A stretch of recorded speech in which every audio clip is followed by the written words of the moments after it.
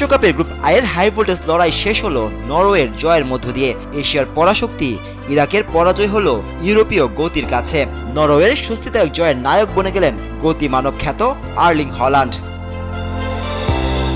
Boston স্টেডিয়ামে ম্যাচের শুরু থেকেই ইরাকের রক্ষণভাগকে চাপে রাখে নরওয়ে।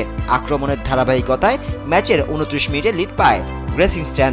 বা প্রান্ত থেকে ডেভিড মোলারের বাড়ানো দুর্দান্ত ক্রসে আলতো করে পা ছুঁয়ে নরওয়েকে এগিয়ে নেন ম্যানচেস্টার সিটির গোল মেশিন আর্লিং হল্যান্ড। তবে পিছিয়ে পড়েও দমে যায়নি ইরাক। নরওয়ের লিডটা টিকতে দেয়নি 10 মিনিটের বেশি।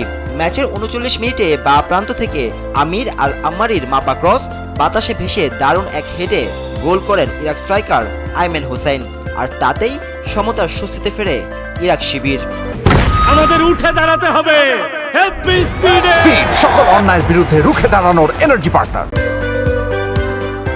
কিন্তু সমতায় ফেরার সেই আনন্দ বেশিক্ষণ স্থায়ী হতে দেননি আর্লিং হল্যান্ড। গোল হজমের মাত্র 4 মিনিটের মাথায় আবারও দৃশ্যপটে এই স্ট্রাইকার।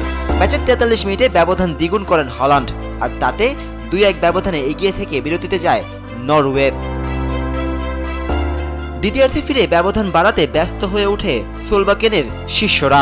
ম্যাচের 76 মিনিটে লিও অস্টিগার্ডের গোলে আরও একবার উল্লাসে মাতে গ্যালারিতে থাকা নরওয়ের সমর্থকরা। ম্যাচের অতিরিক্ত সময়ে আইমেন হোসেন শেষ পেরেক ঠোকেন ইরাকের কফিনে। নাজমুস সাকিব, স্পোর্টস ডেস্ক, দেশ টিভি।